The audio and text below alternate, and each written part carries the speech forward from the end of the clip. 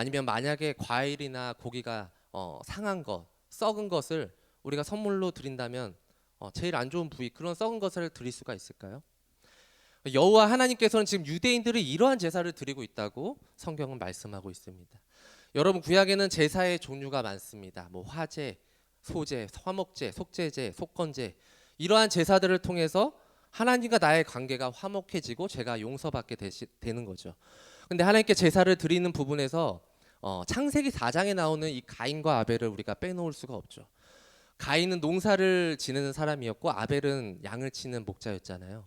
그래서 몇몇 사람들은 가인의 제물을 안 받으신 것은 양이 아니라 그냥 곡식이라서 죽은 것이어서 그렇습니다 이렇게 말하는 사람들도 있습니다. 과연 그럴까요?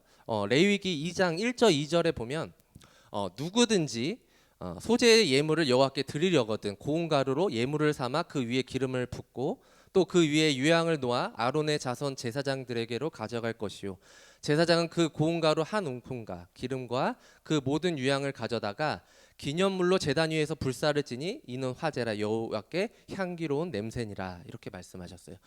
양이나 소로 굳이 안 드려도 돼요. 만약에 그 형편상 고운 가루나 기름도 땅에서 나오는 식물로도 드릴 수 있다는 것이죠. 그래서 땅에서 난 식물을 드렸다고 해서 가인의 제물을 받지 않았다고 보기 어렵다는 것입니다. 그러면 무엇 때문에 가인의 제물은 받고 아벨의 제물은 받지 않으셨을까요? 이 마음의 자세가 달랐다는 것이죠. 신명기 15장 19절을 우리 함께 보겠습니다. 우리 함께 읽어보겠습니다. 시작. 내 소와 양의 처음 난 수컷은 구별하여 내 하나님 여호와께 드릴 것이니 내 소의 첫 새끼는 부리지 말고 내 양의 첫 새끼의 털은 깎지 말고라는 말씀이 있습니다. 아벨은 처음 나온 첫 새끼를 하나님께 드렸다는 거예요. 솔직히 얼마 살지 못하는 짐승을 드리고 싶죠. 곧 죽을 짐승을 드리고 싶은 게 사람 마음이에요. 어차피 살지 못하니까 이 짐승을 그냥 바치면 되겠지. 그거 잡아서 죽이고 번제로 드리면 된다고 생각할 수 있습니다. 그런데 하나님은 그의 마음의 중심을 보신다는 거예요. 양에게서 나온 첫 새끼 그냥 하나님께 바친다는 것이죠. 아까워하지 않았다는 것입니다. 아벨은 첫 새끼가 나오면 따로 구별해 놓았다는 거예요. 자기 것이 아니라는 것이죠. 이 양 새끼가 잘 자라면 더 많은 양들을 낳을 수가 있는데 좀 저는 것, 병든 것, 빨리 죽을 것 같은 것들을 하나님께 바칠까? 아벨에게 이런 생각이 들 수가 있다는 거예요.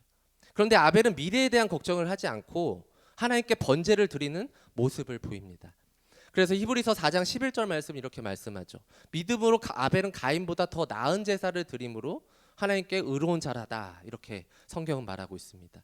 아벨은 하나님 것이라고 생각하는 것은 아까워하지 않았다라는 것입니다.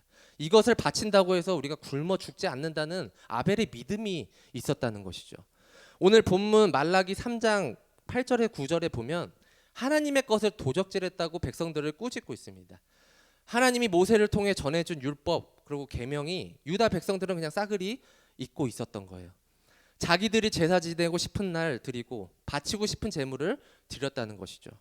하나님 앞에 올바른 11조가 되지 않고 있었다는 것입니다. 11조란 무엇입니까? 내 소득의 10%만 하나님께 드리는 것을 말합니다. 레위기 27장 30절에 보면 그 땅의 10분의 1 곧 그 땅의 곡식이나 나무의 열매는 그 10분의 1은 여호와의 것이니 여호와의 성물이라 라고 말씀합니다. 하나님께서 내 전부를 내놓으라고 해도 우린 정말 할 말이 없습니다. 그러나 하나님은 10분의 1만 바치라는 거예요. 그 10%만 바치라고 하나님은 말씀하고 있습니다. 내가 임원이라서 내가 교회를 오래 다녀서 교회가 어려우니까 교회를 위해서 내는 게 아니라는 것이죠. 교회는 이 헌금을 통해서 가난하고 어려운 사람들을 도울 수가 있고 또 선교사님들 또 이웃 교회들에게 구제헌금 또 선교헌금으로 나간다는 것입니다. 오늘도 아까 2부 예배 끝나고 우리가 장학헌금이 나갔습니다.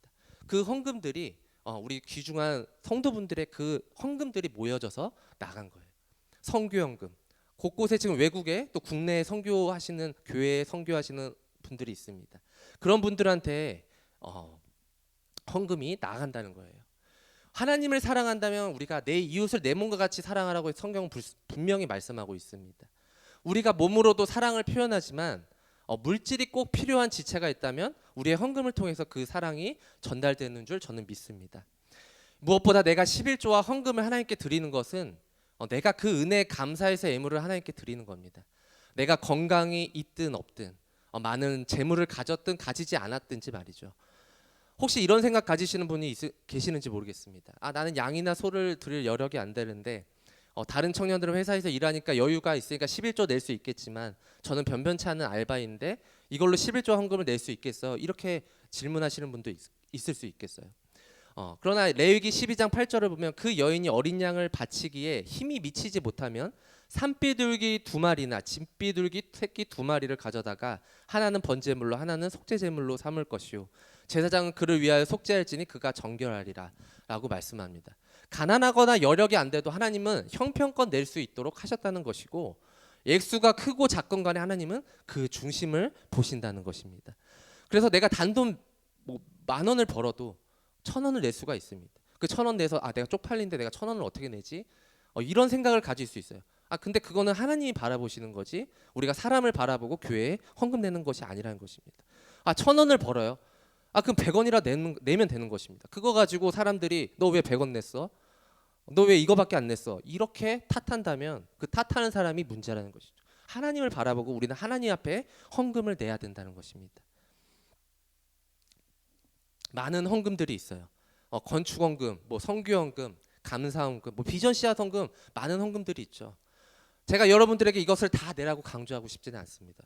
이것은 개인적으로 기도하고 정말 마음에 오면 내가 감사함으로 기쁨으로 내야 그것도 하나님이 받으신다는 것이죠. 그런데 성경에 나오는 10의 1조는 반드시 드려야 된다고 오늘 성경 말씀은 이렇게 말하고 있습니다. 어떤 교회는 이렇게 말하더라고요. 여러분 복 받고 싶으세요? 전 재산에서 10의 9조를 내세요. 집 팔아서 몇 천만 원 내서 작정 기도 해보세요. 그럼 복 받을 겁니다. 몇 배로 받으실 거예요. 저는 그렇게 복이라는 이유로 헌금을 강요하고 싶지는 않습니다. 복 받기 위해서 헌금 내는 것이 절대 아니에요.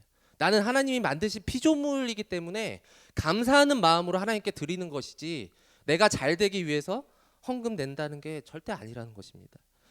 하나님을 경외하는 나의 마음 표현이라는 것이죠. 어디 헌금뿐입니까? 하나님이 모든 땅과 동물과 식물 그리고 마지막에 사람을 만드시고 일곱째 날은 하나님이 쉬게 하셨습니다. 그래서 출애굽기 20장 8절 10절을 보면은 안식일을 기억하여 거룩하게 지키라. 그리고 11절 보면 이는 엿새 동안에 나 여호와가 하늘과 땅과 바다와 그 가운데 모든 것을 만들고 일곱째 날에 쉬었음이라 이렇게 말씀하고 있습니다. 일곱째 날은 하나님의 날이라고 했어요. 오늘이 그런 안식일이기 때문에 여러분들이 이렇게 지키기 위해서 나왔잖아요. 우리가 거룩한 날이기 때문에 하나님의 것이기 때문에 하나님의 시간이기 때문에 이것을 지키고 있는 것입니다. 그런데 어느 순간부터 주일이 주일 같지 않은 거예요. 시간 되면 예배 드리고 시간 안 되면 집에서 예배 드리지.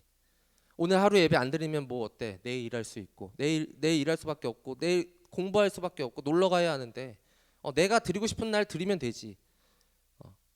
언제부터인가 이 하나님이 우리의 뒷전이 되어버린 것이죠. 하나님 중심이 된 것이 아니라 내 중심이 된 건 아닌지 우리가 한번 생각해 보았으면 좋겠습니다. 오늘 본문 말라기서를 보면서 느낀 것은 유다 백성들은 하나님 앞에 온전히 예배와 제사를 드린다고 스스로 자부합니다.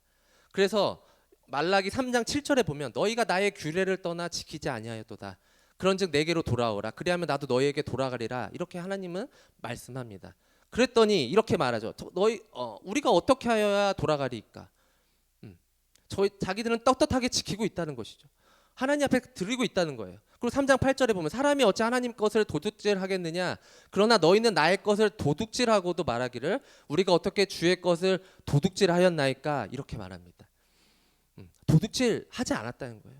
자기들은 떳떳하게 하나님 앞에 온전하게 드렸다는 것입니다. 잘못하지 않았다는 것이죠. 하나님이 유다 백성을 보실 때는 온전한 신앙생활이 아니었다는 것입니다. 제사장은 제대로 된 말씀보다는 백성들이 듣기 좋은 말씀만 찾고 있고 백성들은 하나님의 율법이 아니라 자신들이 드리고 싶은 예배 방식으로 하나님께 나아갔다는 것입니다. 시대가 변하고 있기 때문에 우리는 예배도 변해야 되고 헌금 내는 것도 바꾸어지는 것을 받아들이세요. 저한테 누군가가 그러더라고요. 주보 순서가 바뀔 수도 있고 예배 시간이 짧거나 길어질 수는 있습니다. 찬양 시간이 길거나 짧아질 수도 있어요. 근데 중요한 건 우리는 본질이 바뀌면 안 돼요. 내가 피곤하다고 주일에 유튜브로 예배 드린다거나 내가 일은 하지만 형편이 어려워서 11조를 내지 못한다고 한다면 우리가 하나님의 시간과 재물을 도둑질하는 거나 다름없다는 것입니다. 그러나 이제부터라도 우리가 본질을 바로 잡게 된다면, 그렇게 신앙생활을 하게 된다면 하나님은 여러분들을 기뻐하실 것입니다. 하나님께 당연하게 드려지는 제사가 온전하게 드려질 때에 하나님은 하늘의 문을 여실 것이고 하나님께 복을 구하지 않아도 여러분들에게 그 쌓을 곳이 없도록 부어주신다고 오늘 10절 말씀에도 나와 있지 않습니까? 사랑하는 하람 청년 여러분, 오늘 본문 말씀을 통해서 우리의 신앙이 다시 회복되어져서 우리의 삶을 하나님께 드리는 귀한 삶이 되시기를 주님의 이름으로 기도합니다. 아멘. 우리 기도하겠습니다. 하나님 아버지 감사합니다. 하나님, 말라기서 3장 7절을 바라봤을 때 하나님 것을 우리가 무엇을 도둑질했는지 다시 한번 저희들을 점검할 수 있는 시간들이 되길 원합니다. 하나님, 저희들은 온전히 하나님께 예배 드렸다고 자부하지만 하나님이 바라보실 때는 저희들이 온전하게 예배드리지 못하는 것일 수도 있습니다. 하나님, 저희들이 온전하게 예배드리지 못했다면 이 시간 용서해 주시고 예수의 보혈의 피로 말미암아 죄사함하여 주셔서 다시 한번 주 앞에 온전하게 예배드리는 저희 하람 청년부와 저가 될 수 있도록 주님께서 함께하여 주시옵소서. 하나님, 오늘도 함께하여 주실 줄 믿습니다. 살아계신 예수 그리스도 이름으로 기도드리옵나이다. 아멘. 우리 함께 찬양 드리도록 하겠습니다.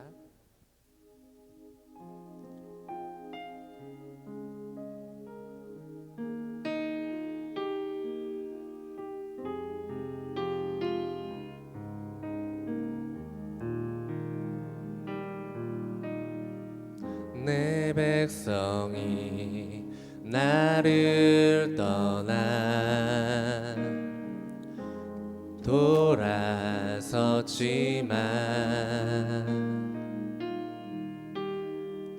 내 사랑이 내 백성을